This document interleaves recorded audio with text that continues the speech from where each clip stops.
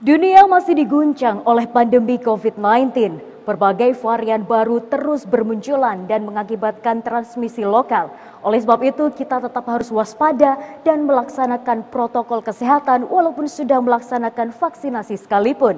Hal inilah yang menjadi salah satu alasan bagi Dr. Gamal Albin Said untuk melakukan suatu inovasi khususnya bagi warga Kota Malang dengan Malang COVID Care. Bagaimana sepak terjangnya? Bersama saya Khairunisa, let's talk about it.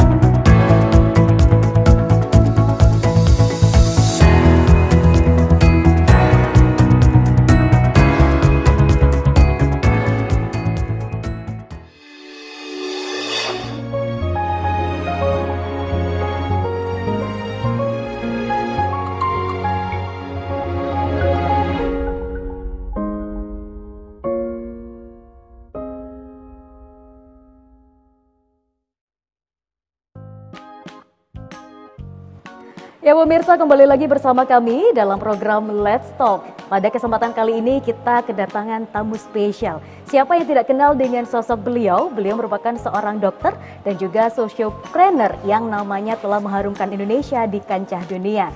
Dengan berbagai inovasinya di bidang inovasi kesehatan juga telah memberikan banyak dampak dan manfaat untuk masyarakat. Siapa lagi kalau bukan Dr. Gamal Albin Said. Kita sapa terlebih dahulu. Assalamualaikum dokter. Waalaikumsalam Mbak Nisa. Gimana kabarnya hari ini? Alhamdulillah. Saya ditanya duluan. Dokter gimana kabarnya? Semangat, seneng banget karena saya tuh biasanya sudah agak 1,5 bulan off ya. Dari berbagai aktivitas di luar gitu karena lagi fokus satu hal. Jadi Diana sangat interested banget ya, passionate banget untuk mulai awal bulan ini ya, karena mulai keliling lagi, jalan lagi, dan of course meet all of you in here. Alhamdulillah, dan ini suatu kehormatan bagi kami dok. Dokter sudah berlalu lalang di TV nasional tapi masih berkenan untuk sharing dengan pemirsa UB TV. Dan ini juga kami informasikan bagi pemirsa bahwa Dr. Gamal ini juga merupakan alumni dari Universitas Brawijaya. Iya, saya alumni FKUB ya. FKUB, siap. Oke, baik dok. Nah kita ini sebenarnya mau ngobrolin banyak hal terkait dengan COVID-19 yang sekarang ini sudah mulai ada varian baru Omicron. Ini kita belum selesai ngomongin Alpha, Delta gitu ya, tiba-tiba sudah ada varian baru. Bagaimana sih dok sebenarnya kita harusnya menyikapi virus yang ada saat ini? Iya, jadi kebetulan saya nulis buku keempat saya, judulnya itu The Next Normal. Waktu itu saya tulis buku itu karena di awal pandemi saya juga mengalami stressful, burnout kan, karena harus mengelola perusahaan, yayasan dengan berbagai inisiatif, lalu menghadapi sebuah perubahan yang volatility, uncertainty, complexity, ambiguity kan saat itu yang membuat banyak menjadi fragile ya, menjadi rapuh. Akhirnya saya waktu itu tujuannya belajar buat diri sendiri gitu, sehingga saya ingin tahu apa yang akan terjadi nanti dan apa yang harus saya lakukan. Nah di buku itu akhirnya saya temukan satu konklusi yang sangat fundamental bahwa kita berada dalam pemulihan yang panjang, lambat, dan bergelombang. Itu yang pertama ya. Jadi clear bahwa memang kita akan mengalami berbagai gelombang ya sampai akhirnya pandemi ini mulai mereda. Itu yang pertama. Nah, terus apa yang bisa kita lakukan ya? Jadi fokusnya dua hal kalau menurut saya. Satu life, kedua livelihood. Jadi kehidupan dan yang kedua mata pencaharian ya. Jadi saat kita mengalami goncangan shock kesehatan ya, goncangan kesehatan, kita melakukan pembatasan sosial, mengalami goncangan ekonomi. Goncangan ekonomi membuat kita melakukan relaksasi. Akhirnya terjadi lagi goncangan kesehatan. Dan itu menjadi sunnah. Menurut saya, kita bisa bangun harmoni sebetulnya ya. Balancing, tetap memprioritaskan ya, menurut saya, life ya. Untuk mencari tetap livelihood, tapi tanpa sacrifice livelihood. Nah, ada 5 hal sebenarnya yang bisa dilakukan teman-teman ya. Pertama tadi jangan lupa fokus on your healthcare ya. Jadi kata Presiden Akufo-Addo, you know how to bring people back to life, but you don't know how to bring economy back, but you don't know how to bring people back to life. Ya. Jadi kita bisa mengembalikan ekonomi, tapi kita nggak bisa mengembalikan kehidupan. Ya. Jadi life and livelihood itu jadi orientasi kita. Nah, yang bisa teman-teman lakukan karena kita memahami ini pemulihan yang panjang, lambat, dan bergelombang, itu pertama menurut saya resolve immediate challenge ya, selesaikan masalah jangka pendek yang kita hadapi ya, finance ya, mungkin penyesuaian di tim dan lain sebagainya. Jadi semua masalah jangka pendek kita selesaikan. Terus kedua, mulai bangun resilience. Itu menurut saya keyword yang penting. Resilience itu ketahanan ya, ketahanan fisik, mental, sosial, spiritual, financial ya. Terus ketiga, baru kita mulai return ya, kembali beraktivitas dengan tepat, lalu reimagination, ini keywordnya, pelajari apa yang akan terjadi nanti, dan baru kita reform, sesuaikan diri, organisasi, perusahaan, yayasan, inisiatif sesuai dengan perubahan yang akan terjadi. Jadi dua skill itu penting ya, adaptasi dan resiliensi ya, kemampuan kita membaca perubahan lalu merespon dengan cepat ya. Dan itu menurut saya menjadi keyword yang sangat penting untuk kita hari ini. Itu mungkin saran saya buat teman-teman ya, tapi karena nggak semua sebenarnya terpukul Mbak Nisa. Data itu 15% sekarang malah 10% terpukul berat katastropik ya, sisanya agak negatif dan berat. Nah, kita perlu identifikasi, misalnya kita punya banyak inisiatif startup, lihat masing-masing mana yang tumbuh, mana yang tertekan ya. Kalau misalnya dia growth, kita push sekuat-kuatnya. Jadi growth hacking ya, kerahkan semua sumber daya kita untuk push sekuat-kuatnya. Also for not only to make money ya, but to solve a social problem at the same time. Nah, kalau katastrofik kita bisa lihat, kalau pandemi ini jangka pendek kan kita bisa nonaktifkan ya. Tapi kalau ini panjang, saya pikir exit the business maybe could be one of the solution. Dan kalau agak negatif berat tinggal dilihat tadi ya. Kalau agak negatifnya sedikit kita bisa lah berinovasi, pivot kanan kiri, cari celah ya. Kalau agak berat, itu kita bisa pertimbangkan untuk tutup sementara misal, atau kita bergeser ya ke sektor yang mungkin agak relate ya di sekitar existing sektor yang kita kembangkan. I think that's beberapa poin yang penting, tapi tetap ya kesehatan yang priority menurut saya. Jadi kado terindah ya buat kita, keluarga kita itu adalah kesehatan. Betul, kesehatan terasa sangat mahal sekali Dok ketika COVID-19 ini. Dan upaya pemerintah untuk terus menggencarkan vaksinasi ini juga akhirnya membuat kita akhirnya merasakan kapan ya kira-kira herd immunity akan tercapai di Indonesia. Kalau menurut dokter ada harapan nggak sih untuk ke sana? Of course, itu kan akan terjadi. Tinggal seberapa cepat ya, seperti vaksinasi yang dilakukan lalu infeksi yang meluas ya, itu memang menjadi salah satu faktor yang melahirkan herd immunity. Cuman memang menjadi challenging karena tadi ada mutasi, lalu imunitas yang akhirnya mengalami penurunan ya. Jadi beberapa penelitian itu menunjukkan dalam waktu imunitas yang bertahan 3 bulan dengan 6 bulan range-nya ya. Lalu kalau misalnya bertahan, bahkan kasus reinfeksi itu cukup banyak. Dan reinfeksi 52% itu dia lebih berat dibandingkan yang pertama. Ya, so I mean walaupun kita tetap misal sudah mencapai herd immunity di level tertentu ya, itu kita tetap aware, tetap mempertahankan untuk imunitas terus bisa tumbuh dipertahankan terhadap pandemi COVID-19. That's my point. And how about you? Do you have any experience tentang pandemi COVID? Ya, gimana pengalaman kamu? Kalau menurut saya luar biasa Dok, membuat saya juga up and down dan akhirnya kembali ke Kota Malang. Good ya. Nah, ngomong-ngomong Kota Malang nih pemirsa, Dokter Gamal ini membuat sebuah inovasi yaitu namanya Malang COVID Care. Tapi kita akan bahas di segmen berikutnya. Jangan kemana-mana, tetap di program Let's Talk.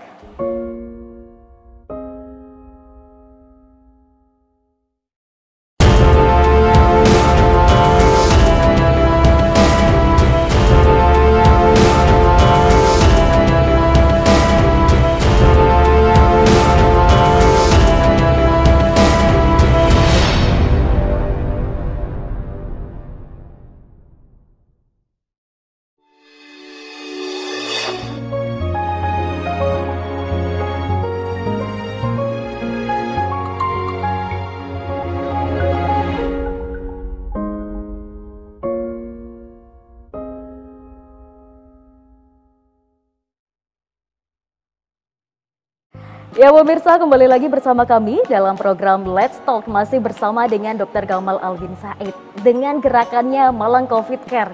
Nah, ini kenapa ada Dok? Apakah ada pengalaman pribadi mungkin mengalami atau mungkin kerabat? Good point. Jadi to be honest ya, di bulan Juni ya, sekitar 1 bulan sebelum kita masuk gelombang ketiga, itu saya merasakan banget suasana kebatinan yang mungkin dialami banyak masyarakat Indonesia ya. Jadi mulai dari tadi ya kawan, kerabat, tim di kantor ya dan kawan-kawan banyak yang akhirnya terdampak kan karena pandemi Covid. Jadi kalau saya ceritain Mbak, sampai saya harus carikan kerabat saya yang saturasinya di bawah 70 waktu itu. Saya hubungi ada 20 rumah sakit lebih ya. Sampai akhirnya saya dapat pagi-pagi waktu itu dan alhamdulillah sekarang bisa terbantu, kerabat saya bisa sembuh ya. Walaupun dengan saturasi saat itu ketika udah masuk itu di 73 saturasinya.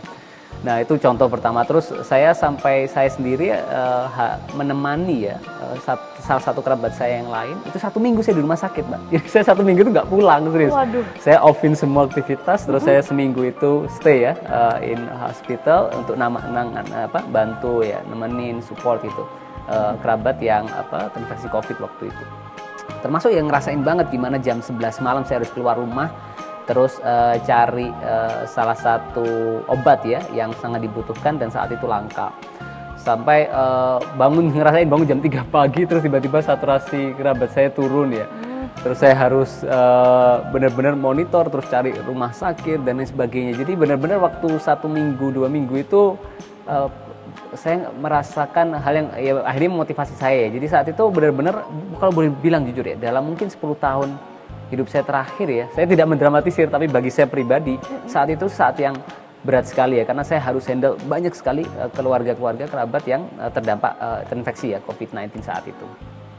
Nah waktu itu saya berpikir sudah, jadi begitu ini keluarga saya udah baikan ya, saya mau benar-benar buat sesuatu. Gitu. Akhirnya mulailah saya challenge ya tim untuk buat Malang Covid Care. Kita target pokoknya kurang dari 1 pekan. Pas itu begitu kerabat keluarga saya mulai sembuh ya, itu mulai naik ke gelombang ketiga kan. Nah akhirnya kami mulai challenge kurang dari 1 pekan kita buat namanya Malang Covid Care. As simple as kami berpikir apa yang orang butuhkan saat situasi sekarang gitu. Pertama, of course pendampingan kesehatan ya. Jadi kami rekrut dokter, tenaga kesehatan ya, nurse termasuk yang ada di klinik kami, di kantor kami untuk kasih pendampingan buat masyarakat yang terinfeksi COVID-19 ya. Jadi mereka bisa konsultasi gitu. Dan luar biasa itu Mbak. Jadi di hari pertama kami rilis yaitu puluhan pasien langsung menghubungi layanan yang kami sediakan. Terus kami juga menyediakan ini selain termasuk pendampingan ya, mendampingi langsung bahasanya apa aja yang bisa kita bantu buat orang yang terinfeksi. Misal nih dia nggak ada oximeter, kita kirim oximeter, nggak ada tabung oksigen, kita kirim tabung oksigen. Terus butuh informasi apapun yang kita miliki dan kita bisa berikan, kita coba bantu semaksimal mungkin.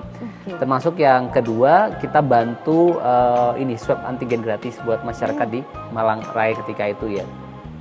Termasuk kita bantu juga ini buat yang isoman selain pendampingan kesehatan kita berikan paket makanan bergizi tinggi yang itu alhamdulillah kita kalau dihitung tractionnya ya untuk yang misal swab itu kita udah leading ya almost 5,000 ya selama 6 bulan terakhir ya. Termasuk paket makanan bergizi itu dari ribuan yang kita deliver.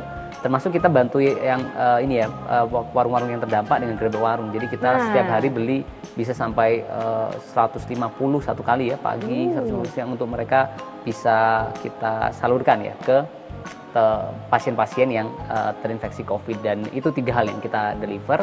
Jadi konsultasi kesehatan, paket makanan bergizi dan swab antigen gratis ya. Of course sambil kita terus edukasi ya lewat sosial media kita, campaign dan lain sebagainya. Tapi to be honest saya agak satisfied banget ya. Ada kebahagiaan tersendiri Mbak. Jadi kalau waktu itu yang ngerasa banget saya pun turun gunung bahasanya saya langsung bantu balesin ya waktu gitu itu bangun ya, jam paket isomannya di bawah. Oh bukan ya maksudnya ya itu ada yang saya lakukan cuman lebih sering lebih ke arah kesehatannya ya. Jadi saya konsultasi, saya benar-benar handle ya. Jadi saya benar-benar sedih banget kalau misalnya waktu itu ada yang kita dampingi ya terus tiba-tiba ya tadi rumah sakit penuh, dia bingung, ada yang kondisi saturasinya jeblok sekali, nggak ada alat-alat di rumah. Dan yang paling sedih itu kalau sudah terima beberapa kali waktu itu ya kondisi yang sudah kritis tapi rumah sakit penuh, bahkan ada yang hubungi kita saat keluarganya sudah nggak ada gitu, butuh untuk perawatan dan lain sebagainya. Jadi nah ada satu hal yang saya pelajari istimewa dari masyarakat kita ketika itu Mbak. Apa tuh? Jadi nggak banyak orang yang tahu Mbak Nisa bahwa we are the most generous country in the world. Tahun 2018 dan 2021 CAF itu menobatkan kita sebagai negara yang paling punya kemurahan hati dan kita di peringkat nomor 1. Jadi itu yang menurut saya membuat kita bertahan ya dalam situasi yang berat kemarin ya, yaitu kepedulian kita terhadap sesama yang itu menjadi kekuatan masyarakat Indonesia. Dan it's clear ya teman-teman, bayangin saya jarang nemukan kita nomor 1 di berbagai indikator ya, tapi untuk bicara kemurahan hati 2 tahun berturut-turut kita nomor 1 dan tahun sebelumnya kita masuk pun 10 besar. Luar biasa. Itu pelajaran berharga. Okay. Nah ini yang bikin saya penasaran dok, ketika banyak pelayanan yang diberikan oleh Malang Covid Care, pembiayaannya dari mana? Apakah dari generosity masyarakat juga nih akhirnya para relawan dan donatur? We do a lot of things ya, to make money, to make it sustainable ya. Of course we combine crowdfunding ya, galang dana kita juga sediakan lewat bisnis yang kita running ya, untuk alokasikan dana dari perusahaan kita untuk support, termasuk kita menggunakan savings dari yayasan yang kita miliki untuk bisa support ya, karena memang costly sekali kan berbagai hal itu. Dan dari 3 hal itu memang keywordnya sebenarnya di impact and sustainability. Jadi gimana kita mendevelop inisiatif yang dia long term, karena sistem pembiayaan yang memadai yang kita lahirkan, sehingga dia bukan sesuatu yang sifatnya momentum jangka pendek. Oke, baik. Berarti ketika pemirsa ini ingin bergabung menjadi relawan ataupun menjadi donatur, bisa lewat mana ini dok? Yes, please, you can visit bisa kunjungi media sosial kami ya, ada namanya @siapapeduli.id. Itu yayasan kami yang mensupport ya, di bawah naungan dari Indonesia Medica, untuk mengajak teman-teman yang mau participate ya, bantu masyarakat yang membutuhkan, termasuk juga lebih dari itu kita bisa kolaborasi non financial aspek ya. For example, you have idea, kamu punya apa yang bisa kita kolaborasikan, kami akan senang sekali untuk kolaborasi di Mahlaya. Wah, thank you luar Mbak Nisa. biasa. And I'm waiting for Mbak Nisa support of course ya. Oke, of course. Dan teman-teman in this room actually ya. Siap, insya Allah. Baik, pemirsa, kita masih akan ngobrol terus dengan Dr. Gamal terkait beberapa inovasinya selain Malang Covid Care, tapi nanti di segmen berikutnya jangan kemana-mana, tetap di Let's Talk.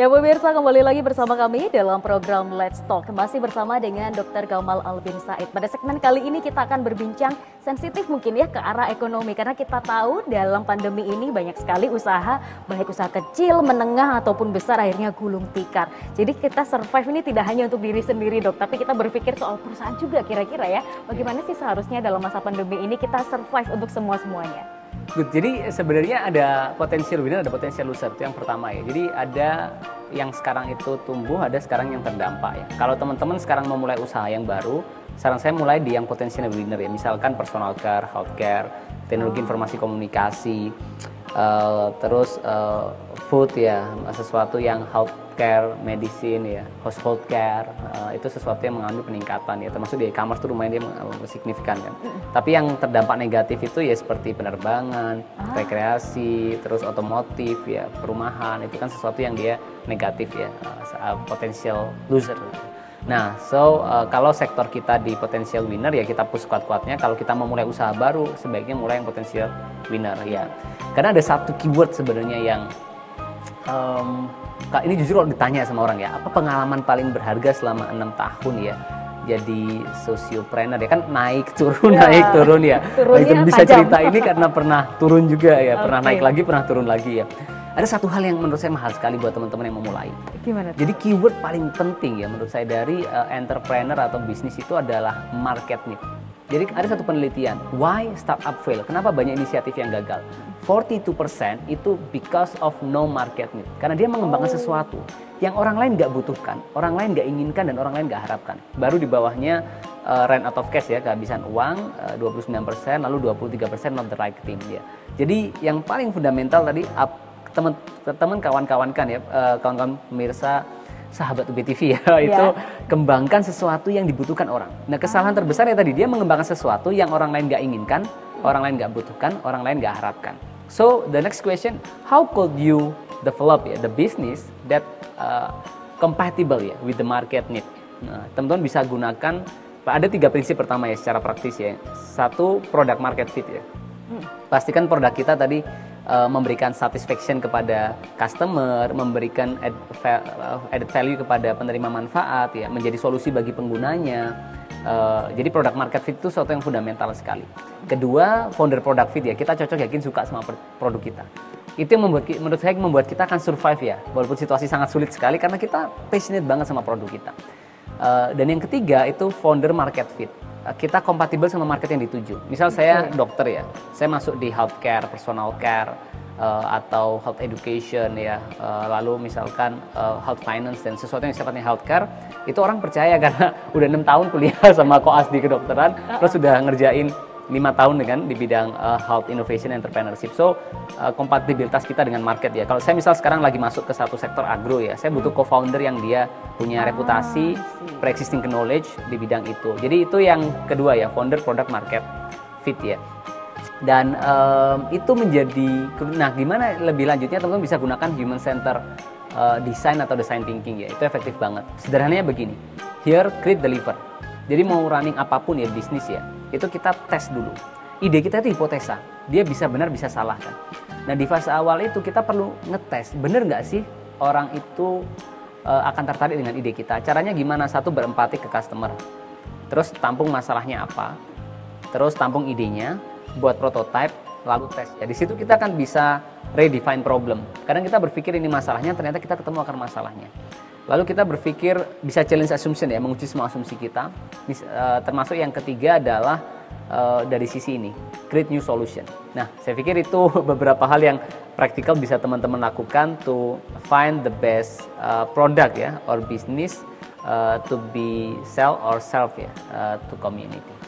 Berkaitan dengan hal ini dok, ketakutan mahasiswa biasanya adalah kegagalan. Dokter berapa kali gagal sampai akhirnya bisa berdiri kembali? Very good question, ya, very smart complicated question. Jadi saya mau tanamkan begini teman-teman, khususnya buat adik-adik semua di mahasiswa di ini ya, Universitas Brawijaya ya, dan kawan-kawan semua. Jadi pertama harus mau soroh, memang itu keyword ya, harus mau merasakan ketidaknyamanan. Ya, jadi there is no room for mediocre, push to the limit. Mau tahu cara instannya buat sukses? Mau? Gak ada ya? Gak ada. Jadi kamu harus mau merasakan ketidaknyamanan, itu kunci penting ya. Keluar dari comfort zone, masuk ke fear zone, learning zone, growth zone ya. Jadi success is uncomfortable procedure. If you are stay in your comfort zone, that where are you fail. So start putting some pressure on yourself. Itu yang pertama. Termasuk yang kedua, dalam hal ini ya, soal kegagalan tadi, sehingga kita akan siap ya, misal ketika kita mulai nanti, mungkin teman-teman akan dihina, dicaci, dimaki dengan sangat sadis. Wah, that's fine ya kan, nggak usah khawatir, kamu nggak sendiri. Saya sudah kenyang merasakan itu, dan saya saksikan itu dialami orang-orang yang punya karya yang mengagumkan. Mereka dihina dengan sangat menyakitkan, tapi sebelum karya mereka tumbuh mengagumkan, mereka menjadi manusia level 2 yang tidak peduli dengan hinaan itu, dengan cacian itu, dan mereka mengubah hinaan, cacian, makian itu menjadi motivasi yang membuat mereka belajar, bekerja, berjuang, berkorban ya, 2, 3, 4 kali lipat lebih keras ya. Jadi bahkan prinsip saya itu bekerja keraslah sampai orang yang menghinamu tanya, Mas ada lowongan kerja nggak ya, gitu ya. Jadi, dan yang berikutnya dalam konteks spesifik soal kegagalan ya, itu pasti jadi biasa. Jadi success is going from failure to failure without loss of spirit ya. Success is not final, failure is not fatal. Praktisnya nih ya teman, saya pernah misalkan dulu pernah ke Amerika Mbak. Jadi saya cari satu peluang di California University. Itu prosesnya panjang. Saya harus ke Thailand dulu, menang di sana, ke Kamboja, menang di sana, baru saya bisa berangkat ke Amerika. Sampai di sana saya udah kejar banget nih. Satu peluang besar sekali ya, bisa jadi lompatan besar buat kami waktu itu. Saya gagal dapat yang utama, akhirnya saya dapat yang People Choice Award. Waktu itu saya sudah extend tiket saya sebenarnya 3 hari buat jalan-jalan di sana. Tapi karena saya failed ya, saya cuma kunjungi Google, Facebook, dan saya langsung kembali ke hotel, saya bekerja lagi ya. Jadi saya punya satu rumus ini yang saya pakai setiap saya menghadapi kegagalan. Apa keberhasilan yang senilai dengan kegagalan yang kita rasakan sekarang? Dan akhirnya Mbak, di tahun itu ya, saya gagal dapat di California, dapat tapi yang nggak utama ya. Saya dapat yang People Choice Award akhirnya, tapi bukan yang paling prestisius. Tapi saya akhirnya bisa berhasil dapat di Jepang saat itu, di Jerman bahkan 2 kali di tahun yang sama ya. So my first advice ya at that point ya. Jadi setiap kamu dapat kegagalan, tanya sama dirimu apa yang bisa kamu lakukan, perjuangkan untuk mengganti kegagalan itu. Dan yang kedua, do setahun lalu ya. Actually, it's not good to discuss. It's practically in here. But I know Mbak Nisa know what my experience before in one of the city near from here ya. And I get failed ya, stuck, burn out ya. Tapi saya punya satu rumus lagi waktu itu. Jadi saya selalu berpikir begini. Bagaimana jika kegagalan ini itu adalah satu-satunya jalan yang harus saya lalui untuk mencapai titik terbaik dalam kehidupan saya. Jadi akhirnya kan kita melihat ini satu-satunya jalan. Kegagalan ini satu-satunya jalan yang harus kita lewati supaya kita meraih destiny ya, meraih pencapaian yang paling mengagumkan dalam kehidupan kita. Kalau kita udah berpikir gitu ya, kita akan melihat kegagalan sesuatu yang biasa kita lalui, dan bahkan kita akan selalu berpikir positif ya di titik terburuk yang kita hadapi ya. Jadi itu mungkin, dan terakhir buat teman-teman dalam konteks ini, nikmatilah tantangan ya, karena di sanalah orang hebat, orang kuat, orang tangguh dibesarkan. Jadi selagi muda, tempah diri dengan tugas pekerjaan berat, tempah terus tanpa henti. Kadang kau akan terpukul, terpuruk ya, telak dan menyakitkan. Tapi berjalannya waktu kau akan menyadari bahwa semua yang kau lalui itu membuatmu matang, kokoh, tenang, tangguh, membuatmu melompat jauh lebih tinggi, lebih dari yang kau dan orang-orang bayangkan. That's my point, Mbak Nisa. Luar biasa dok, saya benar-benar kayak terpukau mendengar kalimat dari dokter dan membuat kita termotivasi tentunya. Dan semoga pemirsa juga akhirnya hari ini bisa termotivasi untuk melakukan banyak perubahan dan tidak takut untuk kegagalan. Terima kasih banyak Dokter Gamal sudah berkenan untuk sharing hari ini. Sehat selalu dan terus memberikan kebermanfaatan untuk masyarakat. Stay healthy, stay produktif. Baik pemirsa, tak terasa 30 menit sudah kita berbincang hari ini. Tetap terus saksikan program Let's Talk. Saya Khairunisa beserta seluruh kru yang bertugas mau pamit undur diri. Terima kasih atas kebersamaan Anda dan sampai jumpa.